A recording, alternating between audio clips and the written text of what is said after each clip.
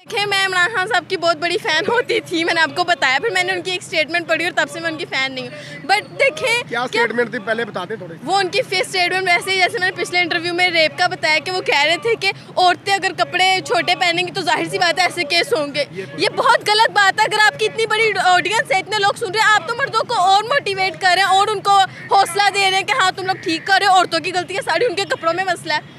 क्यों तो ज़्यादा सारा फिर से इल्ज़ाम औरतों पे चला गया। एज अ प्राइम मिनिस्टर आपको ये बात जेब ही नहीं देती। अगर कोई आम मर्द कहे ना तो हम चलो कह सकते हैं कि जाहिल है, ठीक है, इग्नोर कर देंगे। पर एक प्राइम मिनिस्टर की बात का बहुत बड़ा, आप देखिए इतना बड़ा सर्कल है, सब सुनते हैं उनको, तो ऑफ कोर्स कितने सारे लोग मानेंगे भी उनकी बात। आपस में जो मर्जी तुम लोग करो, जो मर्जी मरो लड़ो, जो मर्जी करो, लेकिन अवाम नूं क्यों तंग करदे पे हो तुसी?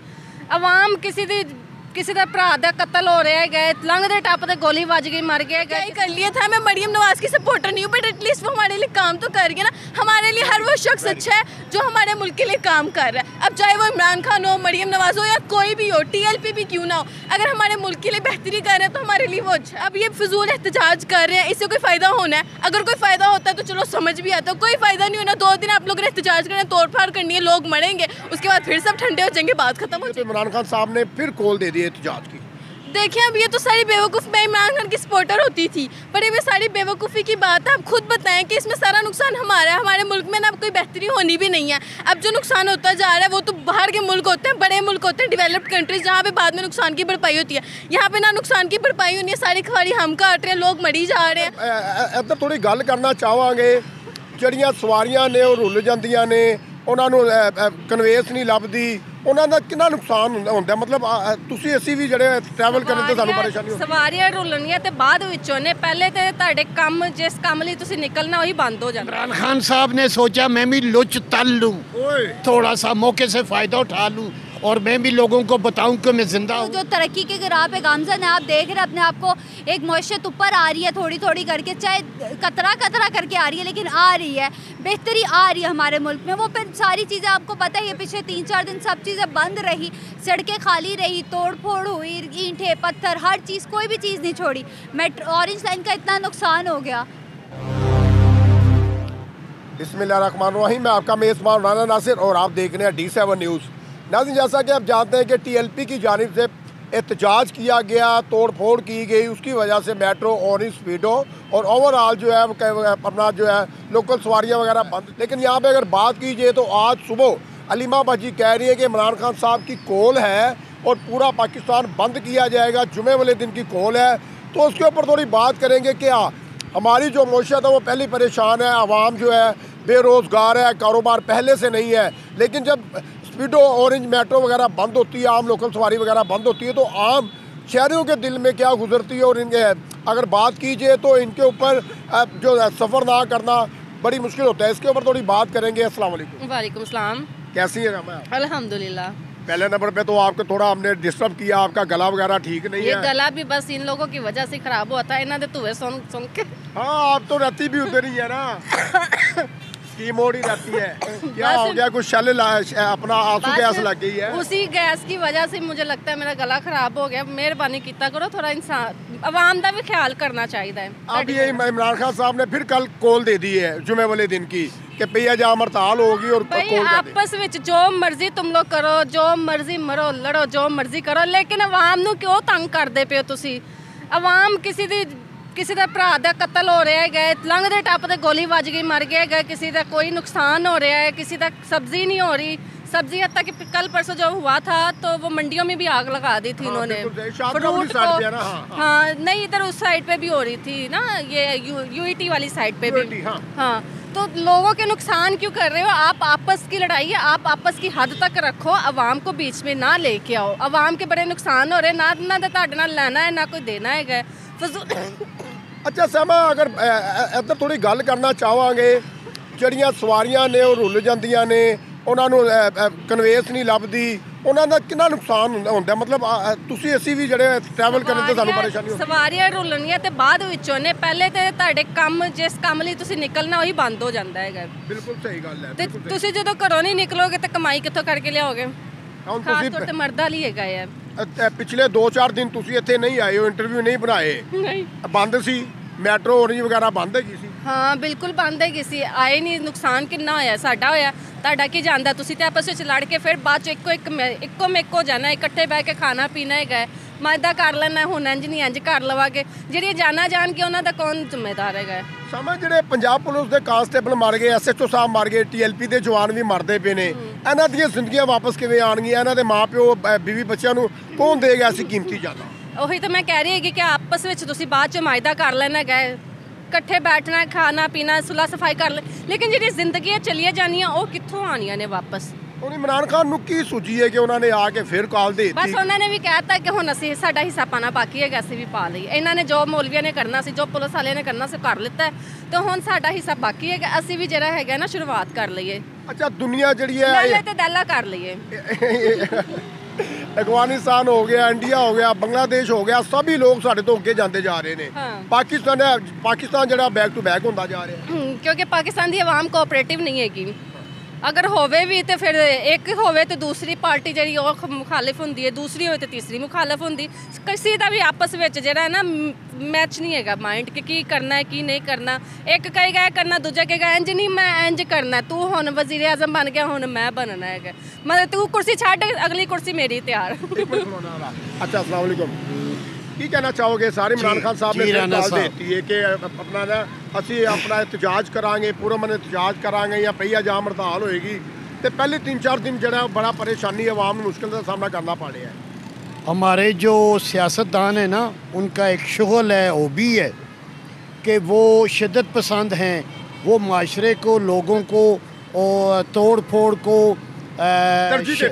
शरपसंदी में लज्जत हासिल करते हैं मज़ा लेते हैं और अपनी नामवरी बनाते हैं और वाह वाह और चौधराहट कायम करते हैं वर्करों में कारकुनों में अब ये है कि इमरान खान ने ये सोचा कि मौके से फ़ायदा उठाऊं इस वक्त उधर कश्मीरियों ने भी पाकिस्तान को डिस्टर्ब किया पिछले अरसे में इधर अफ़गानिस्तान भी डिस्टर्ब कर रहा है इंडिया भी ये हमारी एंकर भी परेशान हुई हुई है बेचारी का गला ख़राब हुआ है गला ख़राब है खांसी लग गई है साह नहीं लिता जा रहा तो मैं भी थोड़ा सा मैं भी इमरान खान ने सोचा मेरा रास्ता ना दस दो वो कितने होर जान पहुंची होवे भाई साहब ने सोचा पहुंच के मैनू कहे सामान और इत्थे रहंदी कित्थे रह गई हैगी जी मैडम इमरान खान साहब ने सोचा मैं भी लुच तल लूं थोड़ा सा मौके से फ़ायदा उठा लूं और मैं भी लोगों को बताऊं कि मैं ज़िंदा हूं और मैं कायम हूं इमरान खान साहब ने कैसे लुच तली ये अभी जो काल दी अच्छा ये काल लुच तलना है नहीं तो पहले आवाम परेशान है बेरोजगारी है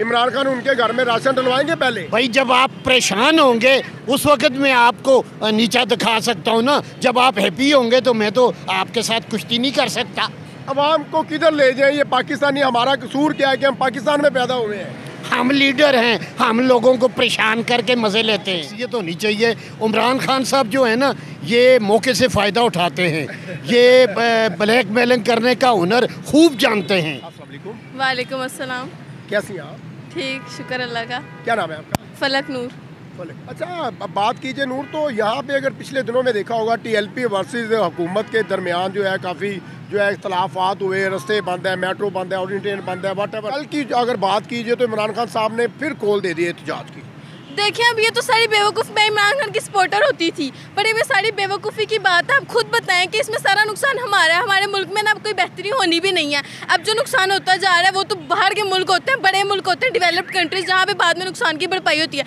यहाँ पे ना नुकसान की भरपाई होनी है सारी खवारी हम काट रहे हैं लोग मरी जा रहे हैं और फिर भी ये लोग रोक नहीं रहे और ये सारा बिला वजह का सारा मसला है अब ये फिजूल एहतजाज कर रहे हैं इससे कोई फ़ायदा होना है अगर कोई फ़ायदा होता है तो चलो समझ भी आता है कोई फ़ायदा नहीं होना 2 दिन आप लोग एहतजाज करना तोड़ फाड़ करनी है लोग मरेंगे उसके बाद फिर सब ठंडे हो जाएंगे बात ख़त्म हो जाएगी अच्छा यहाँ पे अगर बात कीजिए तो आपको नहीं लगता कि इमरान खान साहब का एक वोट बैंक बड़ा मजबूत है और इमरान खान साहब को जो है पैचअप करवाना चाहिए वो मजीद जो है वो एहतजाज की कॉल दे रहे हैं देखें मैं इमरान खान साहब की बहुत बड़ी फ़ैन होती थी मैंने आपको बताया फिर मैंने उनकी एक स्टेटमेंट पढ़ी और तब से मैं उनकी फ़ैन नहीं हूँ बट देखें क्या स्टेटमेंट थी पहले बता दें थोड़े वो उनकी स्टेटमेंट वैसे ही जैसे मैंने पिछले इंटरव्यू में रेप का बताया कि वो कह रहे थे कि औरतें अगर कपड़े छोटे पहनेंगी तो जाहिर सी बात है ऐसे केस होंगे ये बहुत गलत बात है अगर आपकी इतनी बड़ी ऑडियंस है इतने लोग सुन रहे हैं आप तो मर्दों को और मोटिवेट कर रहे हैं और उनको हौसला दे रहे हैं कि हाँ तुम लोग ठीक कर रहे हो औरतों की गलती है सारी उनके कपड़ों में मसला है कि तो ज़्यादा सारा फिर से इल्ज़ाम औरतों पे चला गया। एज अ प्राइम मिनिस्टर आपको ये बात जेब ही नहीं देती। अगर कोई आम मर्द कहे ना तो हम चलो कह सकते हैं कि जाहिल है, ठीक है, इग्नोर कर देंगे,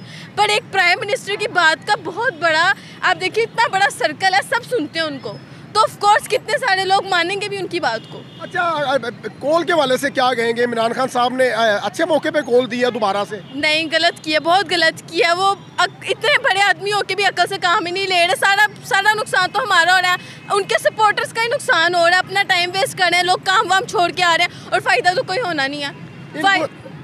फ़ायदा हो तो फिर चले ठीक है, लोग छोड़े काम और आए भी, पर इन्होंने रह के भी तो क्या ही कर लिया था। मैं मरियम नवाज की सपोर्टर नहीं हूँ, बट एटलीस्ट वो हमारे लिए काम तो कर गया ना। हमारे लिए हर वो शख्स अच्छा है जो हमारे मुल्क के लिए काम कर रहा है। अब चाहे वो इमरान खान हो, मरियम नवाज हो, या कोई भी हो, TLP भी क्यों ना हो, अगर हमारे मुल्क के लिए बेहतरी कर रहे हैं तो हमारे लिए वो अच्छा है। आपने बड़ी एक ऑथेंटिक बात की है कि जो लीडर पाकिस्तान के लिए, मुल्क के लिए अच्छा काम करेगा, मैं उसे सपोर्ट करूंगी। अभी मौजूदा आपने देखा होगा CCD टीम है, पैरा फोर्स है, पाकिस्तान ग्रो होता हुआ नज़र आ रहा है। अगर एहतजाज होंगे तो आपको क्या लग रहा है इन फ्यूचर क्या देख रही है पाकिस्तान का? तो पाकिस्तान फिर से थोड़ा सा आगे जाता है, रिंग के, फिर फ़ौरन भाग के फ़ौरन पीछे आ जाता है, फिर थोड़ा सा रिंगता और भाग के पीछे आ जाता है। ये सब हो रहा है। वो बेचारी इतनी मेहनत करा के कोई ना कोई नई चीज़ लेकर आती है, इंट्रोड्यूस कराती है हमारी। अब देखें कितनी सारी उन्होंने ट्रेन्स और वो बसेस वगैरह इंट्रोड्यूस कराएंगे, हमारा ही फ़ायदा हो रहा है। अब हम 22 में आके सपोर्ट करते नहीं, मरियम नवाज लोगों ने ऐसे किया था पहले, हमारे इतने पैसे खा लिए, तो ये तो गलत है। एटलीस्ट अब तो हमें फ़ायदा पहुंचा रही है। अब ये TLP वगैरह आके इन्होंने हमें फ़ायदा क्या दिया? जब फ़लस्तीन, ये कह रहे हैं कि फ़लस्तीन और इसराइल का मसला हुआ, जब सीनेटर अकेला गया था तब ये लोग क्यों नहीं गए थे? अगर इनको इतना प्यार था फ़लस्तीन से तो ये लोग साथ जाएँ मसले के लिए। उनको जिधर खतरे की बात थी सीनेटर को आगे कर दिया। अब इधर जब एहतजाज करना, अपने मुल्क में तोड़ फोड़ करनी है, पता कोई नुकसान नहीं होना, तो खुद सामने आ गए यहाँ पे। अच्छा, लास्ट में अगर बात कीजिए तो शहबाज शरीफ साहब ने डोनाल्ड ट्रंप के साथ बातचीत की और फ़लस्तीन में जो है वो अमन आ गया। आप कोई क्रेडिट देना चाहेंगे मियां मोहम्मद शहबाज शरीफ साहब को? उन्होंने क्या बातचीत की? उन्होंने डोनाल्ड ट्रंप को कह के मुद्दा तय किया है कि फ़लस्तीन के ऊपर दोबारा आपने अटैक नहीं करना। तो ये तो बहुत अच्छी बात है, अगर किया तो फिर अच्छी बात है। अच्छी बात है अगर उन्होंने ऐसे किया तो। अच्छा, लास्ट में मुझे ये बता दें, लास्ट आखिरी क्वेश्चन करूँगा, जब मेट्रो ऑरेंज स्पीडो बंद होती है तो आवाम जो है कितनी परेशान होती है? आवाम देखें, अब हम बच्चे जो है नॉर्मली स्टूडेंट्स हैं, हम कॉलेज यूनिवर्सिटी जाना इतना मुश्किल हो जाता है। अब हम इतनी दूर से वाघा बॉर्डर के करीब से आते हैं। ऑरेंज लाइन ट्रेन ने इतनी आसानी की हुई है, हमारे लिए रोज़ का आना जाना सफ़र आसान है। अभी अगर बंद हो जाएगी तो हम कैसे आए जाएंगे? अब उस इलाके में कोई यूनिवर्सिटी भी नहीं है बड़ी, या तो ये लोग यूनिवर्सिटी बना के दें, समझ आए। इन्होंने कोई यूनिवर्सिटी नहीं रखी हुई, सारी यूनिवर्सिटीज़ इस इलाके में, तो हमें जाहिर सी बात है अगर ऑरेंज लाइन ट्रेन ना हो तो हम कैसे आएंगे यहाँ पर? देख लें आवाम की मुश्किलात। आप तो एहतजाज कर लेते हैं, लेकिन ये देखें यंगस्टर लड़की बोल रही है, अपना अंदर का गुबार निकाल रही है और कह रही है कि खुदारा थोड़ा सा ख्याल किया। उन्होंने ना कोई प्रोपेगेंडा करना ही करना है। सियासी बयान है ना, मैं और आप कोई भी दे दें कि कल मैं मुल्क की एहतजाज करूँगा या करूँगी, नहीं होता कुछ। तो बस अब अभी अगर देखा जाए तो मुल्क जो है वो तरक्की की राह पर गामजन है। जब ऐसे एहतजाज होंगे, तोड़ फोड़ होगी, मेट्रो ऑरेंज ट्रेन स्पीडो वगैरह बंद होंगी, तो आपको क्या लगता है कि शहरों के ऊपर क्या गुजरती है? शहरियों को मुश्किलात का सामना तो करना पड़ता है। मेट्रो ऑरेंज ट्रेन की वजह से उनको ये सहूलत है कि भाई 30 रुपये 40 रुपये में कहीं भी पहुंच जाते हैं ना। लेकिन अब जब उनको डबल किराए देने पड़े, जगह से उनको निकलना पड़ा, उनको इस चीज़ के ऊपर थोड़ा नुकसान उठाना पड़ा। लेकिन ऐसे सच अगर हम बात करते हैं ना कि TLP के हवाले से, आपको पता होगा द मेन स्ट्रीम ने कवरेज दी है, ना ही डिजिटल एंड सोशल मीडिया। जो उनका मीडिया था वो उनको कवर कर रहा था। क्यों? रीज़न मेरा आपसे सवाल है। रीज़न यही है कि जब ये तोड़ फोड़ होगी, पूरा मन एहतजाज नहीं होगा, तोड़ फोड़ होगी, मुल्क जो है वो पहले अगर हम बात करें ना लास्ट टेन्योर की, अगर हम बात करते हैं लास्ट टेन्योर में TLP और गज़ा, जब फ़लस्तीन का मुआहदा हो गया, भाई आपको क्यों निकलने की ज़रूरत पड़ी? जब गज़ा में लोग शहीद हो रहे थे, कत्ल गारत चल रही थी, तब ये जमात किधर थी, कहाँ थी? तब ये क्यों नहीं निकली बाहर? तब क्यों नहीं अपने कारकुनों को कहा कि बाहर आओ? तब क्यों नहीं उन्होंने बात करना ही चाहिए? तब क्यों नहीं सियासी बयान लेने चाहे? लेकिन अगर हम बात करते हैं PTI की, उनके एहतजाज की कॉल की, ये same as it is same propaganda किया जा रहा है कि हाँ उधर एहतजाज की कॉल दी जाए, इधर एहतजाज की कॉल दी जाए। सिर्फ एक कॉल के ऊपर डिपेंडेंट है। नहीं तो कौन साहब, बात करने का पर्पज़ है कि अगर ऐसे ही एहतजाज होते रहेंगे तो मुल्क जो ग्रो कर रहा है, क्या इन फ्यूचर क्या देख रही है, क्या देख रही हैं आप इन फ्यूचर? मुल्क का फ्यूचर पे जाहिर सी बात है ज़ीरो हो जाएगा। आप जो तरक्की के राह पे गामज़न है, आप देख रहे हैं अपने आप को, एक मईशत ऊपर आ रही है थोड़ी थोड़ी करके, चाहे कतरा कतरा करके आ रही है लेकिन आ रही है, बेहतरी आ रही है हमारे मुल्क में। वो फिर सारी चीज़ें आपको पता ही है, पिछले 3-4 दिन सब चीज़ें बंद रही, सड़कें खाली रही, तोड़ फोड़ हुई, ईंटें पत्थर हर चीज़, कोई भी चीज़ नहीं छोड़ी। ऑरेंज लाइन का इतना नुकसान हो गया तो वो कौन जिम्मेदार है? अरबों रुपए हमारे फंड में से निकल के लगते हैं ना, हम कर्जई हो जाते हैं आगे। अच्छा, लास्ट में अगर बात की ये तो मजहबी जमातों को, खासकर टीएलपी को ऐसा करना चाहिए।